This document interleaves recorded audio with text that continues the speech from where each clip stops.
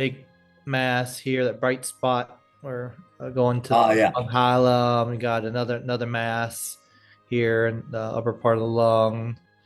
Um, those are kind of your main dominant lesions at that time, and that was like October 2023.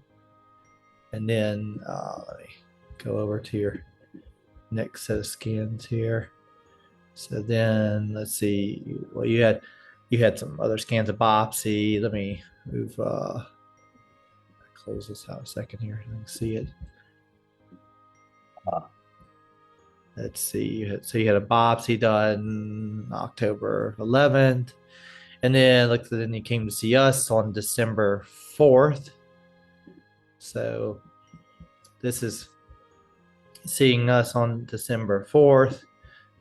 Show you that. Now you can see the masses are bigger.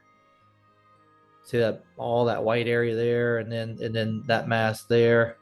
So bigger than they were from the PET scan. And but we go, and what we do is we uh, target. You can see here's our needle yep. into the tumor. We do pulse field ablation, and then we inject the immunotherapy. And that's the white stuff that you can see in there. Yes, sir. That's the immunotherapy. We put a little contrast so that we can see that goes in there.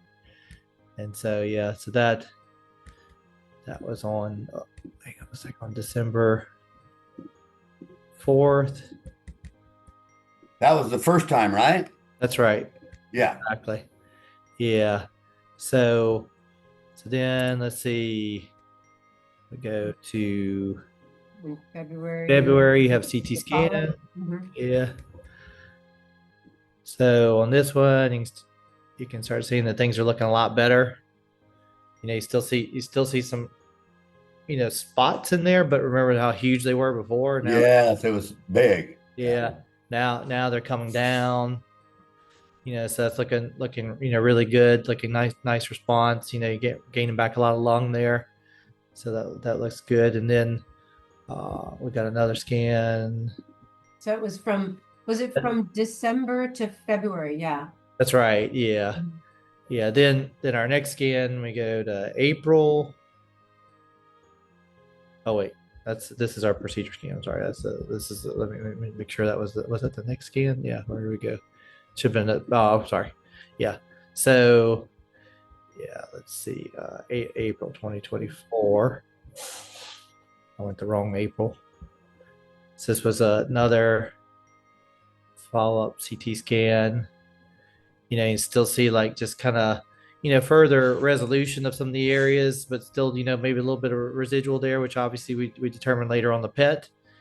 So yeah, ultimately that takes us to then this PET scan.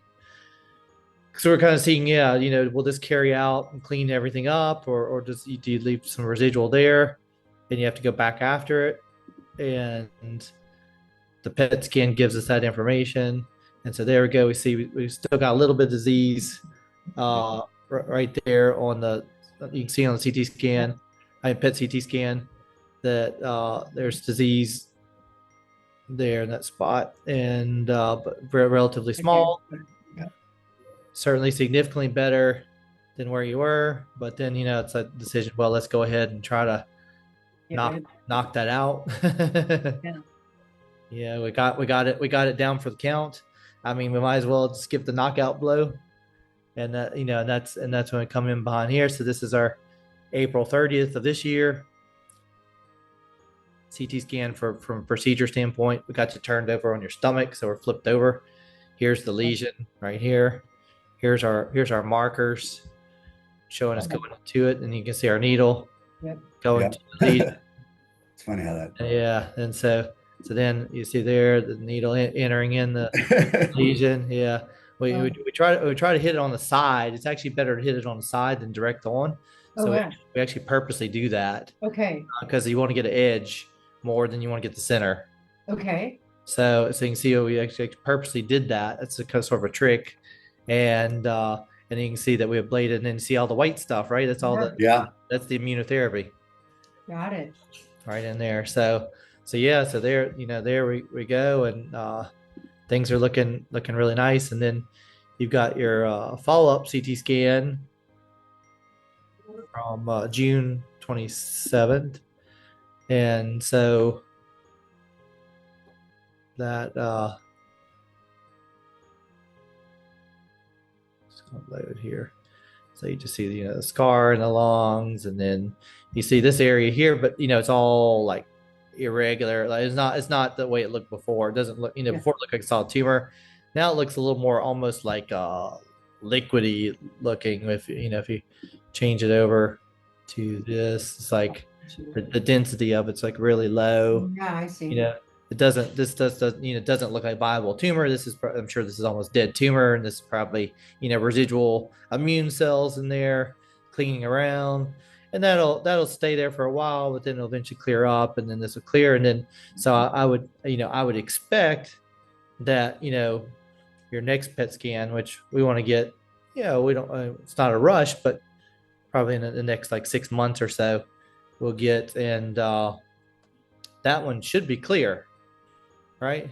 So hopefully that's what we'd expect. At least that's the typical thing. And so yeah, so very very good response, and kind of takes you through the whole process of seeing everything. So Yeah. yeah, because you could understand it. But yeah, it's great. Amazing. Yeah, it is amazing. It's cool. Yeah, I got glad to be able to do it. Yeah, because like obviously the other options are not very good. No, they're not.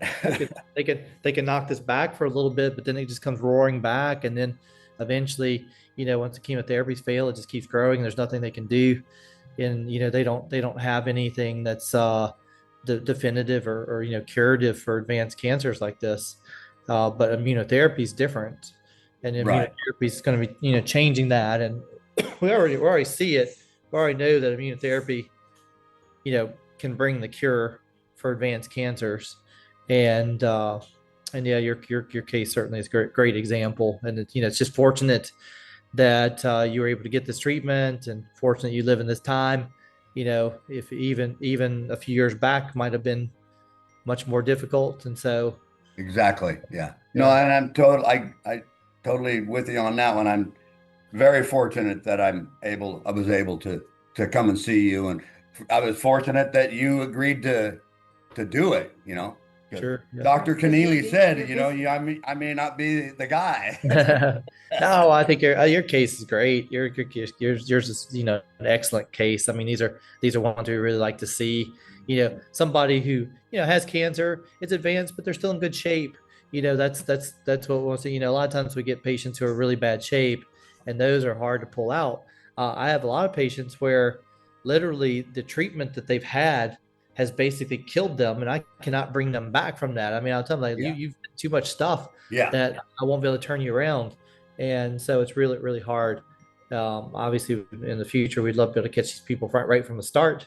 In your case, we could have went from your first biopsy, first tumor. We could have done it right then. Yeah, Yeah. fixed Yeah. it all then. Yeah. Then you would never had to go through all this other stuff. Yeah, exactly. Yeah. Okay, so with that being said, would you have gone on my first tumor in my throat? Definitely. Definitely. Okay. Definitely. Yeah. It's a great area. This is the area Yeah, it was right there. Boom, right through. we're actually for our Synchromune, which are biotech development of cancer drugs. We are planning on starting a head and neck trial in the United States. So, Awesome. So yeah, I guess it's a great cancer to treat, and so hopefully we'll see that coming maybe within the next year. And that's life changing to anyone, because they have a really high success rate with the other, but they don't talk about the life, the life changing because of the treatments. There's a lot of issues, right? I mean, so certainly like with, let's say, tonsillar cancers and stuff like that, they're good with transoral resection, but if you get recurrence, big problem. And then also like other treatments like radiation, and all Side that effects are damaging. crazy. Yeah. Yeah. Yeah, and then other more involved surgeries where they'll do neck dissections. I mean, it's the things that you just really want to avoid surgery altogether. I think in the future we will not operate on these at all. We will identify the cancer. We will stick a needle in it. We can sample it. We'll biopsy it. Then we'll treat it at that time. Start the treatment at the time of the biopsy. Yeah, do the pulse field ablation, inject immunotherapy drugs, get that going. In many cases, particularly in some of these head and necks, 1-2 treatments, that's going to be probably cured. Done. Yeah, exactly. All done through needles, right? Yeah. Yeah. Outpatient, no Yeah. issues. You don't have to worry about messing up your salivary glands with radiation, or your Oh voice, my goodness. That all was so brutal for that. Oh my God. yeah, all the type of problems that come along with that. We're gonna avoid all that. Yeah. We're just what's needing to happen is that we're trying to change the system, and and so the system is ingrained. It has its way, and so to try to Boy, we know that, don't we? yeah, yeah, trying to Oh my improve goodness. it. They're resistant because they're sort of happy where they're at, right? I mean, Yeah. they're the problem is that they're not doing a really good job, and that creates much more cost, which they like. Yeah. I mean, they like making that money. We don't need like this is going to save so much money in the end because you just fix the problem right from the start. Well, not only that, the poor people, as you know, and I know, like me, for instance, I wouldn't have had to suffer what Yeah, I went through if I had if I would have known what I know now, what I right. know today, of course, Sure. like and just like you said, we could have treated it right there of the biopsy, get that treatment going instead of, you Yeah, know, radiation, 36 rounds of that, and yeah, blah blah blah, the whole 9 yards. yeah, And just going through the treatments, he's claustrophobic, yeah. and to be strapped down to a table every day. And then have to be doped up every day, every Yeah. day. Yeah, yeah. No, it's a horrible process. I mean, that's what we want to be able to I do. got PTSD from that stuff I can now. imagine. I can imagine. Yeah, we want to be able to take people and make them better, but make it easy, and Make keep them it the easy. same as the way they were before they had cancer. That's the key deal. So many cancer patients, they get maimed, they cut off some body parts, so maybe if they survive, but they've got a lifelong reminder Yep. of cancer, whereas we want to be able to fix them, but we want to keep them the same so that I they're talked to the surgeon here, the specialist here, only because the guy here said, just go see him. yeah, And he was just like you. He's straightforward up front and goes, Dave, I'm going to tell you, you don't want to see me. I'm the very last guy on the planet you want to see yeah, because if I got to cut you open, I'm taking the lung. yeah, yeah, Not that you can't live without a lung, but look it's at you. not You're in good not the shape. same. I don't want to do that. So don't come see me unless unless it's the last resort. Right. Yeah. Okay, see you. Thanks. Exactly. Yeah. Yeah. Well, in the future, we'll eliminate surgeries altogether, and Yeah, for sure. then that will be best for patients. But yeah. Well, I'm super thrilled, to see your response, and so happy to be able to help you, and certainly my honor having you as a patient, and Well, that goes with me too. I'm so thrilled and grateful, super blessed that you agreed. And well, I'm blessed that Dr. Canadian, I tell her all the time, thank you for, yeah. sending me to you so I could do this. Sure. Yeah. She's great. She's forward thinking, and sees that, and she's not she's not just about like herself, right? She's like she will send people to where She wants to help She's about people the like patient. you. She wants to right. help. Exactly. Yeah. So that's how doctors should be. Always just looking out for the best interest of the patient. That the patient comes first, and we try to do everything we can to help the patient, and so that's what Yeah, and as easy as possible too. yeah, exactly. Well, great. Well, great talking with you guys, and we'll be keeping an eye out on things. I mean, certainly, we'll plan that PET scan down the road a little bit. I expect that scan hopefully should be clean. I actually have. He called me, the doctor here, and I have to. Matter of fact, as soon as I get off the phone, I'm going to call and set up a. He called and said it's Schedule. schedule the PET. Okay. So I've already got that. I got a call and schedule that, and then afterwards I'll let you. Kimberly will let you know via email, and we'll go over that together too down the road. That'd But be great. it's coming up within the next couple, let's say a month probably. Yeah, there's no hurry because you know that area will should continue to resolve, but you know it shouldn't be very hot on the pet right now. But yeah, so we'll as soon as we see that, that'll help give us confirmation. Then we'll probably we're gonna need to follow you, you know, frequently for the next 2 years Yeah. with pet scans. Then once we get that, we'll probably put you yearly to go up 5 years. And then after 5 years, well, sort of, you're considered, free at that point. Yay. Yeah, That's so great. that's the plan. Well, good. Yeah. Well, great talking with you guys. Thanks for taking time. And it's always anytime you want to talk to us, we're Sure. here for you. No I problem. appreciate it. Thank you so Yeah. much. Or any of your patients want to call me and talk to Yeah. me. You got Kimberly's email address.